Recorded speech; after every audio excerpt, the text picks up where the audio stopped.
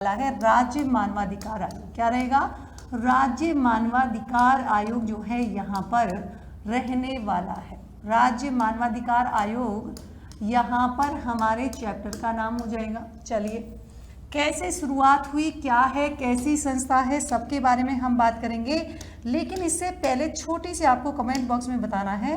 Comment box में क्या बताओगे कि मैम ये मानवाधिकार आयोग का गठन जो है ना, गठन जो है वो किसके तहत किया गया। अब इसका मतलब क्या हुआ, किसके तहत किया गया मैम, इस बात का मतलब क्या है? तो आप कहोगे कि मैम इसका हम जो है ये पूछ रहे हैं कि ये जो है अंतर्राष्ट्रीय मानवाधिकार आयोग, किसकी बात करेंगे? अंतर्राष्ट्रीय मानवाधिकार आयोग की बात करेंगे। उसके तहत जो है 10 दिसंबर 1949 को क्या हुई थी? अंतर्राष्ट्रीय मानवाधिकार आयोग का गठन हुआ था। और अंतर्राष्ट्रीय मानवाधिकार आयोग का गठन जो है किसके अनुरूप हुआ था, तो ध्यान रखेंगे। देखो, सबसे पहले क्या है, शॉर्ट एंड स्वीट में आपको बता दूं, यहाँ से क्वेश्चन नहीं आएगा, बट एक बार देख लेते हैं कि यहाँ पर सबसे पहले जो है बात हुई थी अंतर्राष्ट्रीय मानवाधिकार आयोग की, है ना। अंतर्राष्ट्रीय मानवाधिकार आयोग, हम तो जबकि राज्य मानवाधिकार आयोग पढ़ने वाले हैं, लेकिन अंतर्राष्ट्रीय मानवाधिकार आयोग की बात करेंगे तो सबसे पहला आपके दिमाग में क्वेश्चन आना चाहिए कि मैम इसका गठन कब हुआ था। तो आपने कहा कि देखो मैम इसका गठन हुआ था 10 दिसंबर 1948 को जो है इसका गठन हुआ था। किसके अनुरूप हुआ था? तो यहाँ पर जो है इसका गठन किया गया था पेरिस सिद्धांतों के अनुरूप, है ना। पेरिस सिद्धांतों के अनुरूप जो है क्या किया गया था, इसका गठन किया गया था। तो आपके दिमाग में आया कि इसका गठन जो है किसके अनुरूप किया गया था? पेरिस सिद्धांतों के अनुरूप जो है इसका गठन किया गया था। चलिए, लेकिन इसको जो है अपनाया कब गया, तो ध्यान रखेंगे सबसे इंपॉर्टेंट क्वेश्चन बनता है कि इसको जो है दिसंबर 1993 में, दिसंबर 1993 में संयुक्त राष्ट्र महासंघ के द्वारा अपनाया गया। किसके द्वारा?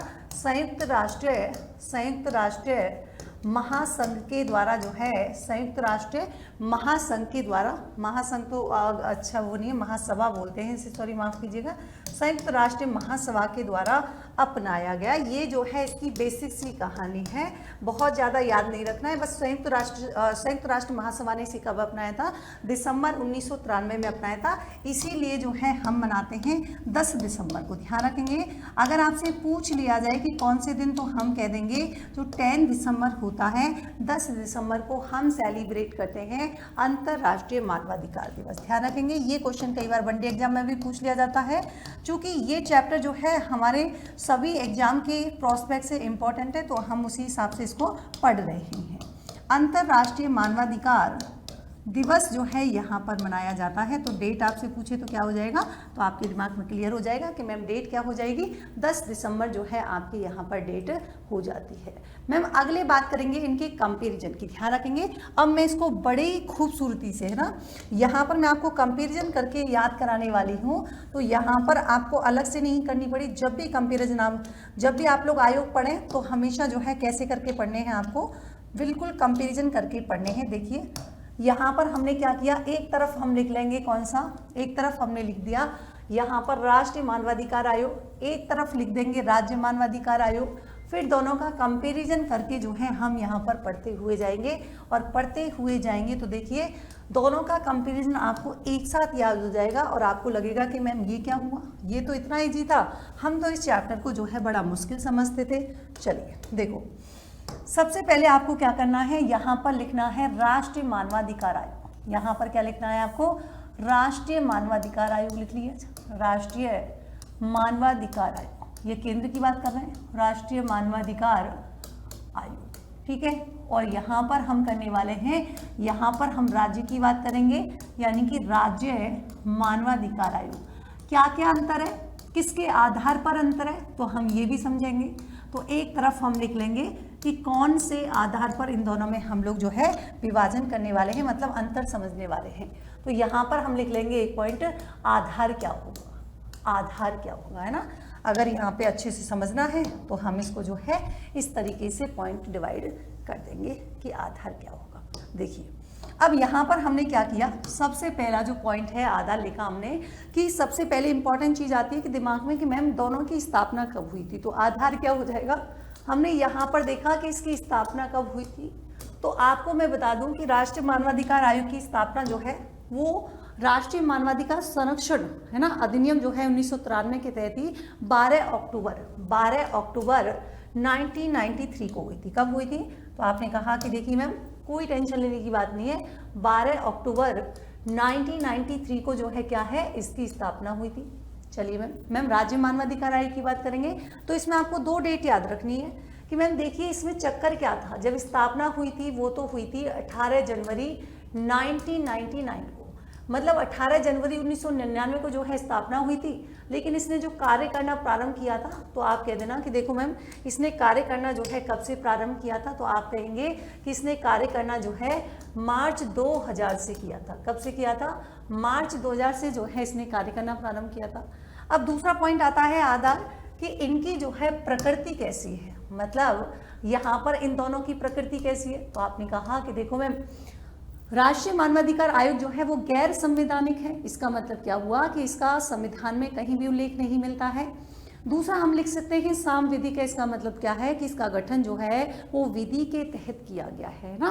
और इसके अलावा एक शब्द यूज कर सकते हैं कि अर्धन्यायिक है। इसका मतलब क्या हुआ कि राष्ट्रीय मानवाधिकार आयोग हो या इसका हो, दोनों में बहुत ज़्यादा अंतर नहीं है, बस डेट वेट का अंतर आएगा। देखेंगे बहुत सारा जो है यहाँ पर आपको इजी लगेगा कि दोनों को हमने एक साथ पढ़ लिया और पता भी नहीं चला, बिल्कुल ऐसे ही पढ़ने वाले हैं। तो आपसे पूछा जाएगा, देखो मैं शब्द लिखती हुई जाती हूँ फिर उनके मतलब मैं आपको बताती जाऊंगी, तो आपको बड़े ही उससे संबंध आ जाएगा। पहला शब्द हमने लिखा कि कैसा है, तो आपने कहा मैम ये आपके गैर संवैधानिक है। कैसा है?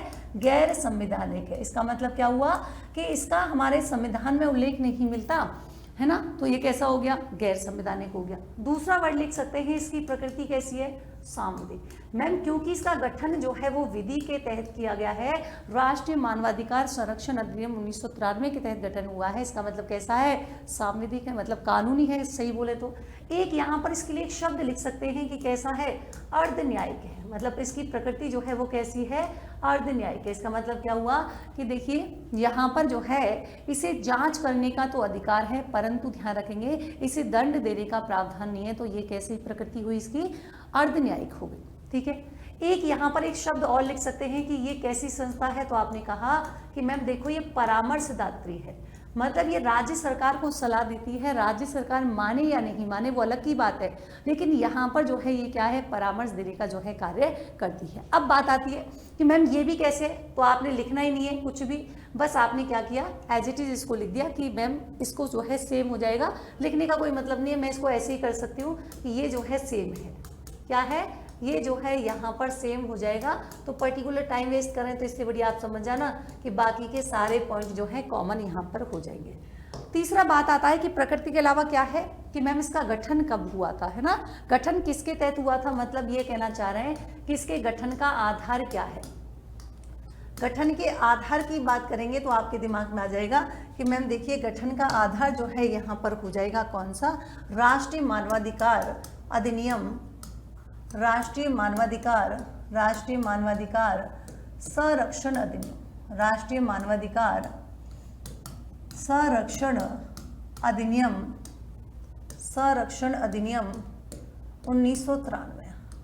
1993 जो है वो यहाँ पर आपको जो है समझ में आ जाएगा।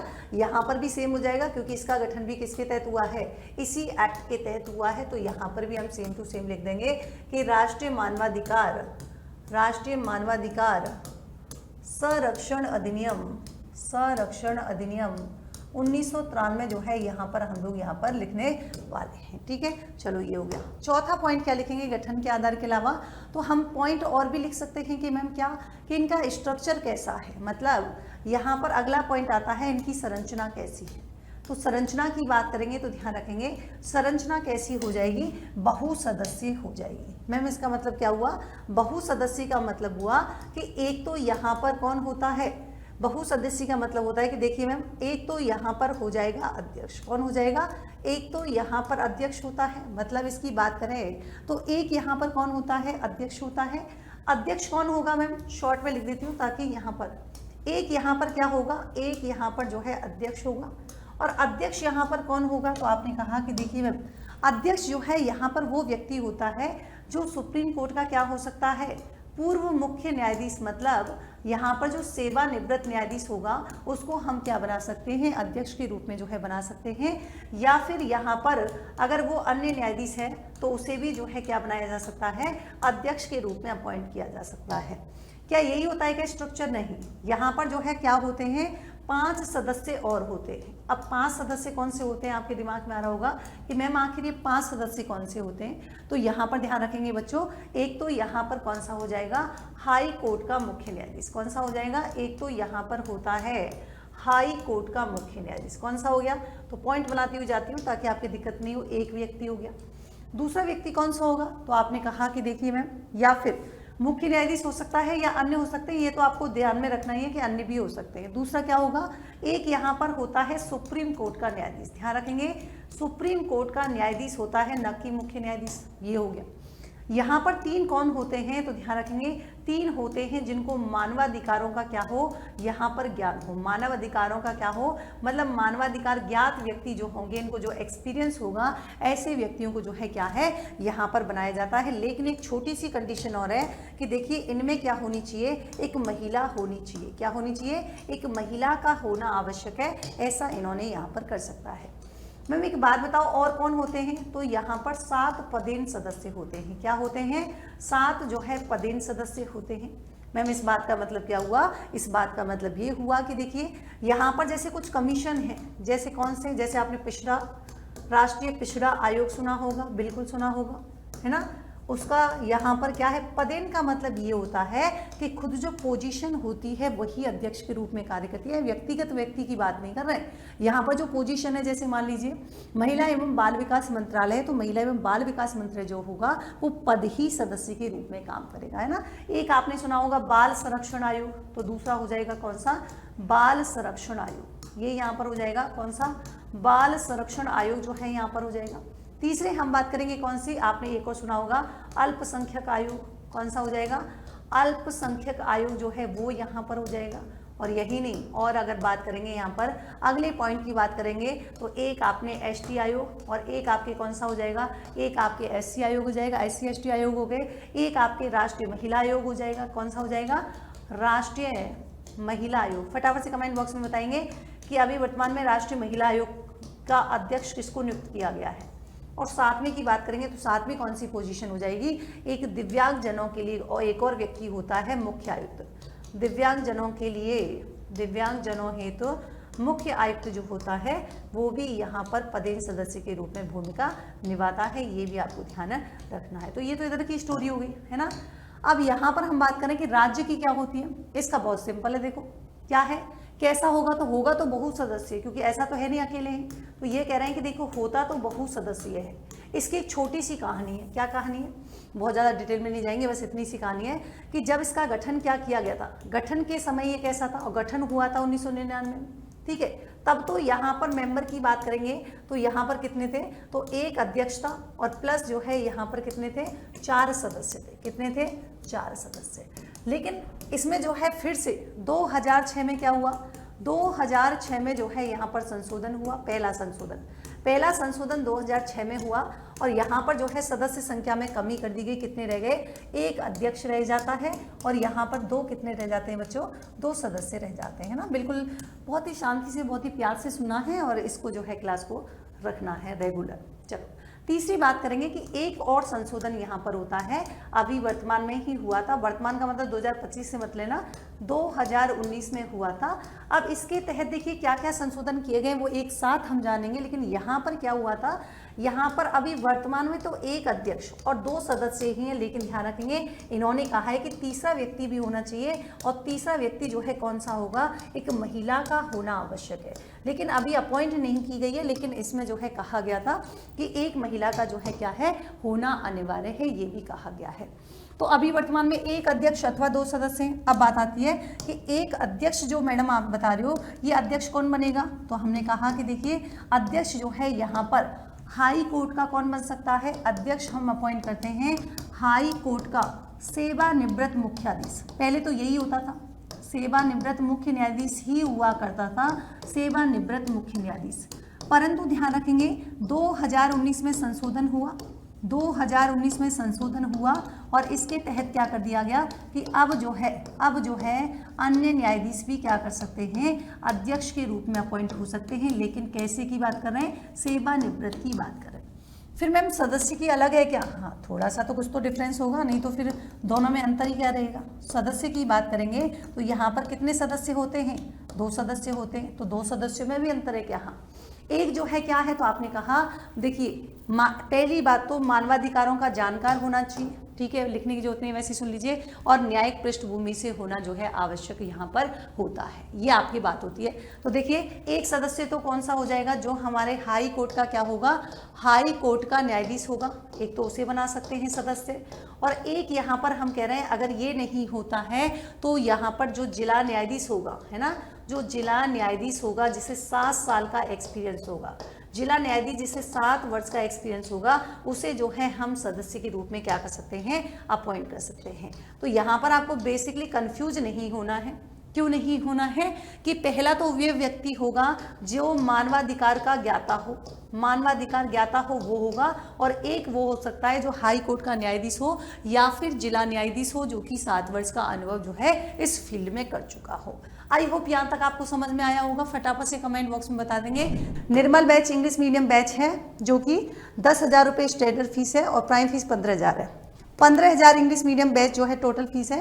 ये हमारे फेज 4 स्टार्ट हो चुके हैं मॉक इंटरव्यू के। आप चाहें तो अपने बहन भाई सगे संबंधी जो भी तैयारी कर रहे हैं उनको सजेस्ट कर सकते हैं। ललित के पवार सर के मार्गदर्शन में किया जाएगा और यहाँ पर ऑलरेडी 4 एक्सपर्ट बैठने वाले हैं, जिनमें हमारे दौलत खान सर जो कि एकेडमिक एक्सपर्ट तो हैं ही, साथ ही इनको जो है इंटरव्यू लेने का बहुत ही अच्छा एक्सपीरियंस है। AK मलिक सर यहाँ पर होंगे और इसी के साथ ही ये 2 मैम जो हैं दिया सिंह, ये जो है खुद सेलेक्टेड हैं तो आपको अपने एक्सपीरियंस भी शेयर करेंगी। और डॉक्टर सुमन मैम ये राजनीतिक विज्ञान राजस्थान विश्वविद्यालय से संबंधित है, तो ये भी अपने एक्सपीरियंस और इनको जो है एक बहुत ज़्यादा इंटरव्यू देने का जो है इनको एक्सपीरियंस भी रहा है। फाउंडेशन लाइफ फ्रॉम क्लासरूम रहने वाला है। प्राइम फीस 37,000, स्टैंडर्ड फीस 32,000 है। जयपुर में पहले ही शुरू हो चुका है और जोधपुर में शुरू होने वाला है 26 अप्रैल से। ये आपको विशेष तौर पर ध्यान रखना है। शुरुआत से साक्षात्कार कैसे हो, वेबिनार होने वाला है 27 अप्रैल 7:30 बजे। आप लोग कनेक्ट हो सकते हैं और ये थी आज का हमारा टॉपिक। आप लोग मुझे कमेंट सेक्शन में बता सकते हैं और कौन कौन से टॉपिक जो है मैं आपके लिए लेकर आऊँ। हालांकि मैं खुद ही कोशिश करती हूँ कि आपके सभी एग्जाम के लिए जो इंपॉर्टेंट टॉपिक हो वो मैं कवर कराने की कोशिश करूँ। तो नेक्स्ट टॉपिक के साथ फिर से मिलते हैं, तब तक के लिए थैंक यू सो मच। आप लोग अपना ध्यान रखें, मस्त रहें, खुश रहें, स्वस्थ रहें। जय हिंद, जय भारत।